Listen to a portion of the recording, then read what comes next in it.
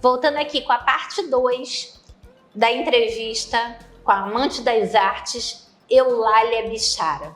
Eulália, você estava começando a desenvolver um tema e o nosso tempo foi, como sempre, muito curto. Então eu te convido a continuar, a prosseguir. Na verdade, eu estava tentando te dizer o seguinte: nós fomos educadas, e eu sou testemunha da sua educação e você da minha, a ter respeito por todos. Na nossa sala de aula tinha negro, tinha pessoas com menos condições financeiras que a nossa. Tinha de tudo, né? A Tinha verdade de é que tudo, tinha e de tudo. Tinha quem não enxergava, excluía, tinha quem não escutava, tinha quem tivesse dificuldade de locomoção, de fala, e a gente intelectual. A gente nunca percebeu isso. Né? Veio perceber agora, lembrando do passado. Exatamente. Então, o que me faz pensar a respeito disso? Porque hoje o que eu vejo nas salas de aula, e aí eu tenho a experiência do meu filho, é de que as escolas, elas não estão preparadas para aquela criança que foge ao padrão. Existe um padrão pré-estabelecido, que eu digo que é o aluno da caixinha, né? O aluno comportado, que está ali prestando atenção na aula, a escola é ótima para eles. Se você fugiu daquele padrão, a escola tem dificuldade. Tu já observaste que, geralmente, esse aluno padrão, ele só é padrão dentro da sala de aula? Sim. Fora da sala de aula, sim, socialmente a vida dele sim, é triste, né? Assim, será que a escola não está obrigando o aluno a ser algo que prejudique a vida externa dele como um todo? É aí que eu queria chegar. Nós tivemos uma educação conteudista, nós tivemos. Sim. Mas também tivemos o lado lúdico e o esporte e a música. Eu acho que era um conteudismo com menos pressa, com certeza, e com menos cobrança de resultado. Porque essa cobrança de resultado, de eficiência na vida, ela pode ser paralisante para qualquer pessoa. Tem gente que já educa o filho desde cedo: você vai ser um grande advogado porque você tem que continuar com o meu escritório. A criança mal fala. Não, o que eu vejo assim muito é assim, essa indústria, como a igreja fala, a indústria do sucesso. Né? Exatamente. A criança nasceu já com a obrigação de ser um sucesso. Exatamente. Isso pesa muito. E o que acontece também é que a escola hoje, eu acho que o Enem foi uma maneira um ponto interessante de fazer com que as escolas sejam igualadas nas suas desigualdades. Exatamente. Né? Isso. Então, assim, um aluno de uma região distante, ele tem que concorrer com um aluno que está com acesso a tudo, né? Enquanto um sujeito do interior do norte, do interior do nordeste, ele escuta falar de um tal autor e ele sonha em ter um dia uma livraria na cidade para ter acesso àquilo. Exatamente. O aluno no Sudeste tem aquele autor como professor dele. Exatamente. Como igualar os desiguais, né? E eu acho que as escolas, para que elas pudessem... hoje, as escolas não sobrevivem se elas não tiverem entre os 10 primeiros do Enem. E para que elas estejam entre os 10 primeiros, elas submetem os alunos a um ritmo desumano, né? Desumano, que para que ele dê certo na vida escolar, ele não pode dar certo em outros campos da vida dele, né? Isso. E eu vejo assim uma juventude que tem que escolher entre ser bom aluno ou ser feliz. Eu tô errada? Não, eu me lembro do meu filho com 11 anos chorando sexta-feira à noite, depois da aula, porque ele tinha que fazer um monte de tarefa, começar desde sexta-feira. Ele chorava e dizia: eu quero brincar, que horas eu vou poder brincar? Quer dizer... Nunca, né? Eu sofria com isso. Não, outra coisa que eu acho terrível é o seguinte... Me desculpem as escolas, eu sei que vocês estão fazendo parte de um sistema, mas Exatamente, os meus filhos né? estudaram trazendo para casa meu caderninho de férias. Férias de quem, gente? Da professora? Porque os pais, eles passam a ser não mais pais, eles tiram a função de pais, de decidir o que vai ser feito daquele tempo em família, para simplesmente cumprir as ordens da escola, porque não existe mais tempo para as atividades religiosas, não existe mais tempo para as brincadeiras, não existe mais tempo para a vida em família. As crianças têm sempre, os pais têm sempre que escolher, né? Por exemplo, prova na segunda-feira pós Semana Santa.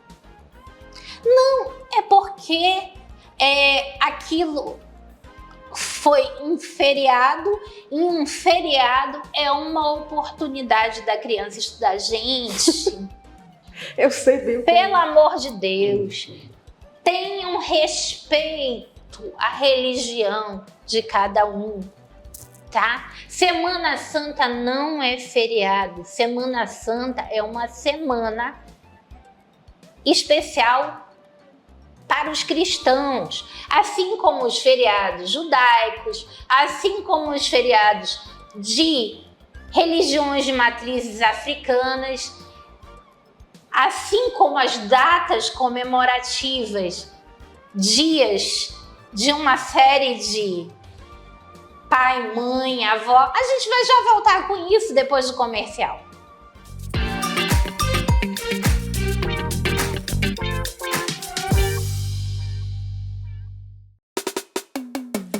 Amazonas diferente, é um Amazonas diferente, com auxílio permanente, um prato cheio, passe livre, o rapidão é um tapetão, é o trabalho que transforma, é o suor da nossa gente, é o governo que entrega, e é você que sai na frente, é o Amazonas diferente, é o Amazonas diferente.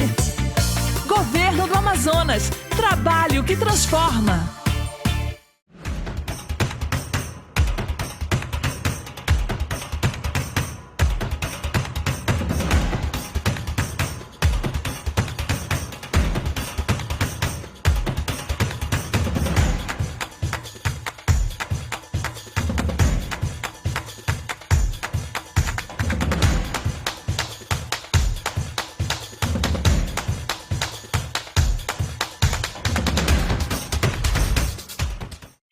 O Avancar entrou no mercado com a intenção de somar na vida das pessoas, ajudando a melhorar o dia a dia de cada um. Presente em todos os lugares. Ele também é alimentação, refeição, combustível, premiação, presente, cesta básica e pré-pago. Avancar. Ligue 3003-3939. Conheça a Clínica Viva Mais. Estamos localizados na Rua Rio Içá, 510, Nossa Senhora das Graças. Uma clínica multidisciplinar que conta com profissionais especializados prontos para atender você. Contamos também com o laboratório LAPAC, especialista em exames patológicos em geral. Há mais de 6 anos no mercado, realizando consultas e exames. Venha conhecer. Clínica Viva Mais, Rua Rio Içá, 510, Nossa Senhora das Graças.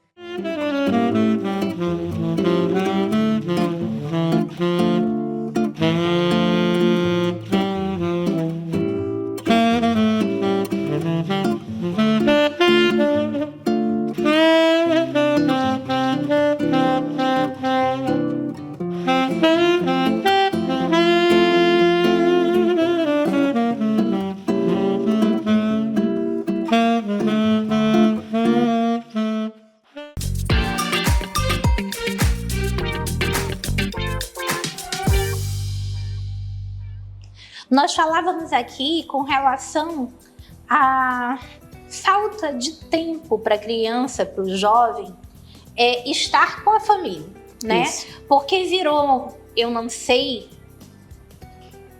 se você que está nos assistindo também passa por isso, mas virou uma questão meio que obrigatória para os nossos filhos, meu caderninho de férias, minhas leituras de férias, meus trabalhos de final de semana e feriados, né? Eu estava falando da diferença de feriados para dias santos, religiosos, enfim, né? Que as pessoas teriam que ter para o mínimo de civilidade e formação do caráter, poder participar das atividades da sua religião, seja ela cristã, judaica, de matriz africana, enfim, o respeito que as escolas tinham, né, antigamente com isso, com as datas da Páscoa, do Natal, dos dias de santos na religião católica, do Pêssar, do Yom Kippur, nas religiões, no judaísmo, das festas das religiões de matrizes africanas. Hoje, você tem que escolher entre estudar e ter uma religião, ter uma fé. A outra coisa também é que eu acho um absurdo, Dia dos Pais. No outro dia tem uma prova. Ou o filho vai ficar com o pai quando é separado, ou ele vai estudar para a prova, né? Quer dizer, você já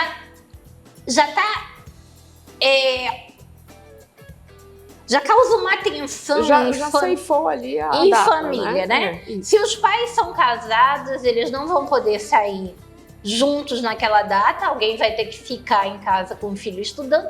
E se os pais são separados, ou ele fica com a mãe estudando, ou ele vai passar o Dia dos Pais com o pai estudando na data dele, né? Dia das Mães. Você vai curtir o Dia das Mães e aí na segunda-feira tem uma prova, um trabalho horrível, ou seja, não vai, né? Você vai criar o quê? Uma desarmonia no lar, né? Enfim, uma série, eu não me lembro, né, da gente, de prova ser uma coisa tão sofrida pra gente, Não. de trabalho, tarefa ser uma coisa tão sofrida na vida da gente. Não, é isso que eu ia dizer pra ti. A minha memória afetiva é de que final de semana a gente estava ali em banho com a família.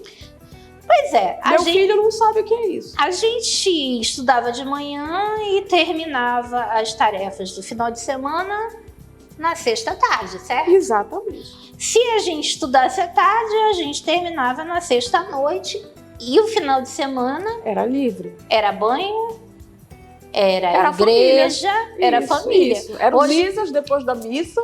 Hoje em dia, família não pode ser família. Não. Você, pai de família ou mãe de família, não pode decidir o que vai ser o final de semana, o que vão ser as férias ou as festas dos seus filhos. Meu exemplo, a gente não tinha, enquanto o Guilherme não saiu do ensino médio, a gente não tinha final de semana. Era com ele ali, ele precisava fazer um trabalho, a gente tinha que ir lá viabilizar, ele precisava de ajuda para alguma coisa, a gente não E tinha. outra coisa, você mal acaba o Natal, o Réveillon, você já começa aquela peregrinação atrás de livro. Nossa, Por que era tão fácil na nossa época ter sacola pronta, isso. né? Era. A gente comprava a sacola pronta e acabou essa história, né? Já começa a peregrinação atrás de livro, é uma coisa de que a pasta cor não sei o que, de não sei o que, pasta, aí você não encontra aquela... Bom, é uma loucura e assim, no dia 20 de janeiro já tá começando a aula. Pra que essa pressa? Me conta. Na nossa época, quantas escolas havia em Manaus? Na nossa época existiam poucas escolas e Eu acho que tem a ver com isso. A educação, ela se tornou um excelente comércio. eu não acho isso não, Eulália. Eu acho que sim. Eu acho que a questão é a disputa para estar entre os 10 do Enem. Mas é porque tudo isso envolve, na verdade, um mercado. Tem um mercado grande aí por trás disso. É que na nossa época a educação era carro, da igreja praticamente, né? Existiam escolas batistas, escolas católicas, escolas Isso. né? E adventistas, e você tinha menos pressa e mais valores. E mais conteúdo também. E mais valores. Conteúdo Só que eu se digo- passava para um outro conteúdo quando aquele anterior já estava aprendido. Exatamente. Então lembra quanto tempo a gente ficava em separação de sílaba ou multiplicação, Nossa. né? E a tabuada, né? E assim nós fazíamos caligrafia, nós copiávamos páginas de dicionário, né? Ah, isso era bom, isso não era bom. Gente, eu só quero dizer para vocês que nós tínhamos tempo de ter vida em família, tempo de aprender bem aprendido a coisa na escola. A escola tinha autonomia para focar mais na sociabilidade ou na religião ou no conteúdo, e os pais escolhiam a escola pelo tipo de educação que eles pais Exatamente. decidiam dar aos filhos. Exatamente. Quem decidia o que fazer com o tempo livre dos filhos era a família, né? E assim, a escola reclama que tem que educar no lugar dos pais. Exato, é o que se ouvia. E não, a escola hoje reclama que tem que educar no lugar dos Isso, pais, e os pais reclamam que tem que ensinar no lugar da escola. Então, gente, Quem tem razão, né? que tal cada um fazer seu papel? É isso que eu acho. A família educar e a escola permitir que a família eduque, e a escola ensinar e a escola não determinar o que os pais têm que ensinar em casa. Em casa ninguém deveria ter que ensinar nada, porque nem todos os pais tiveram a oportunidade de estudar. Não é justo, né, que a escola transfira essa responsabilidade para os pais. Eu vou pedir um minutinho de comercial e a gente volta já.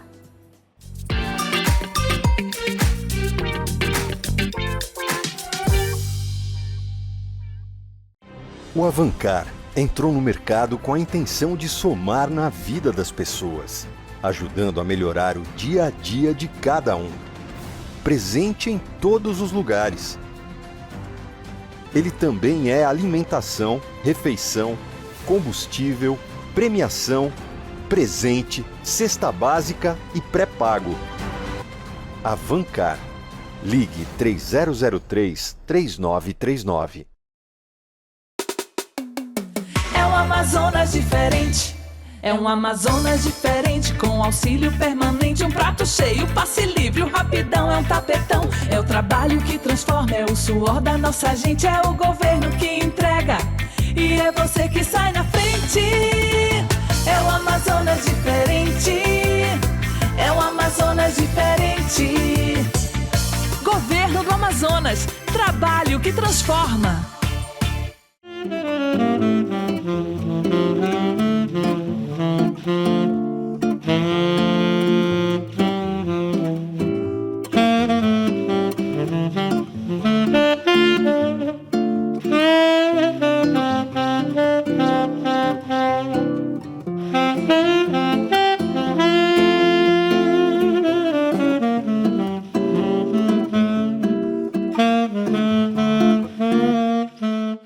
Conheça a Clínica Viva Mais. Estamos localizados na Rua Rio Içá, 510, Nossa Senhora das Graças. Uma clínica multidisciplinar que conta com o laboratório LAPAC e com profissionais de excelência de diversas áreas, como endocrinologista, ginecologista, fonoaudiólogo e psicólogos. Realizamos consultas e exames, como exames audiométricos, patológicos, preventivos, entre outros. Aceitamos convênios e particular. Venha conhecer.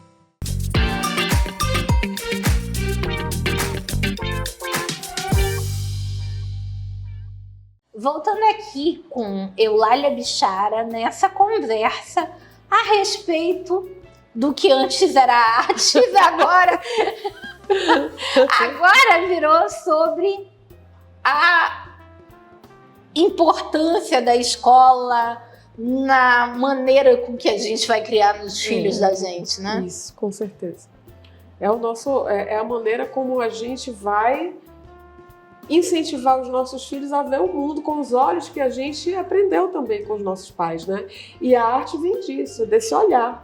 Porque se você não introduzir a literatura, esse conteúdo... Porque sem arte a vida é triste, né, Eulália? Já dizia o poeta. O poeta dizia que a arte existe porque a vida não basta. Porque a vida não né? basta. Mas assim, a gente vê hoje em dia um isolamento muito grande. Porque, olha, se você tem que estar trancado dentro do seu apartamento, com os seus pais fazendo tarefa, você não vai, com certeza você não vai... Não desce pro play. Não desce pro play. Não pode... Não desce pro play. Não pode ter turma, não pode ter brincadeira. Não tem os clubinhos, Eulália. Quem se lembra dos clubinhos? Gente, você vê o seguinte, a gente passava o final de semana assistindo filme, não sei se tu lembras disso, sábado na casa de um colega. Não, porque nós somos da época do videocassete, vamos lá, né? Peraí. Videocassete já veio ser bem depois. Nós éramos da época do cinema de rua mesmo. Além disso, né? Inclusive, Lalão, eu estava lembrando de um dia que a gente entrou no cinema para assistir uma comédia e tinham trocado o filme e era terror. Lembra desse dia? Não. Então, olha só. É o seguinte, de tudo a gente já passou na vida, mas nós éramos tão azarados para ser gazeteira que um dia a gente resolveu gazetar, e para quem não sabe o que é gazetar, fugir da aula de literatura desse bêbado. Isso era raro. Mas é porque, assim, paciência tem limite, entendeu? E a gente tinha um pouco de aversão ao cheiro da cachaça nos primeiros lugares onde a gente sentava. Então nós decidimos que naquele dia íamos, eu não vou dizer os outros personagens, você vai lembrar, pro cinema Carmen Miranda, que era na frente do cursinho, assistir a uma comédia de volta às aulas. Chegando lá, o cinema tinha trocado o filme de cartaz e nós não tínhamos percebido. E nós ficamos durante, assim, 20 minutos assistindo o trailer e mais 10 minutos assistindo um filme de terror. Meu Deus. Pra gente aprender que gazetar aula era sempre a pior escolha que o ser humano podia fazer, né? Mesmo com aquele professor. Mas, olha como é interessante, né? Eu não sei se tu te recordas, mas nessa fuga, nós saímos do cinema e nós fomos pra Mesbla, onde os nossos amigos que tocavam piano, tocavam. Se fosse hoje, o aluno que fosse gazetar aula, ele não ia tocar piano, Eulália? Não ia tocar piano. Né? E também não ia pro cinema. E também não ia pro cinema. Quer dizer, a arte sempre sempre foi a diversão da nossa vida, Exatamente, né? Era a diversão. Pra mim, continua sendo. O cinema, hoje, eu e meu marido, é o nosso programa preferido. Mas olha, eu só tenho um detalhe pra falar. Amo cinema. Mas a dificuldade de hoje você encontrar um filme adulto é tão...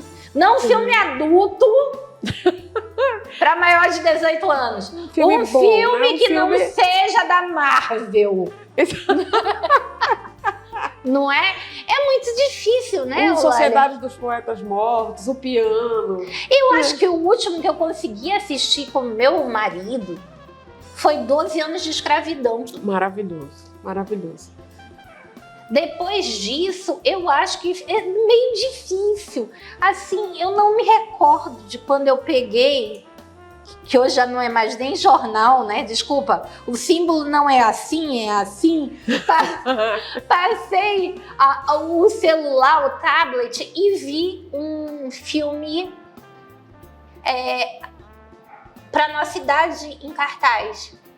Olha, o cinema hoje é um comércio, né? Tanto Bom, que... Gente, existia cinema especializado em filmes de arte na nossa época. E os outros cinemas, eles costumavam ter sessões mais infantis durante o dia e mais de filmes mais com linguagem mais complicada à noite, né? Quando não tinha um Tarja Preta, sim, exatamente, né? Na sessão das 10 da noite, lembra daquela sessão das 10 da noite que existia? Eu nunca fui. Eu acho que também não eu. Eu acho que o filme mais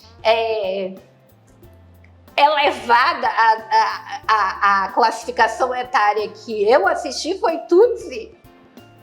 Acho que eu... que era 16 anos simplesmente porque o falava ator... de divórcio também. Não, porque o ator, por estar desempregado, se vestia de mulher.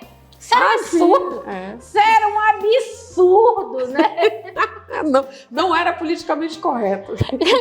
O sujeito se vestia de mulher pelo simples fato de que existiam mais empregos para mulheres do que para homem. Quer dizer, na verdade, eu acho que aquilo é uma grande comédia para fazer o contraponto de que, na época, era muito comum de que os anúncios de emprego tivessem explícitos sexo masculino, né? Quando a gente via um anúncio de emprego, ele vinha com a característica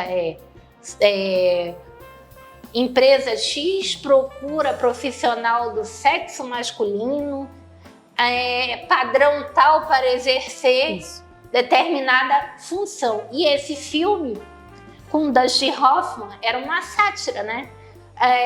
Que ele precisava se travestir de mulher para conseguir um emprego de ator.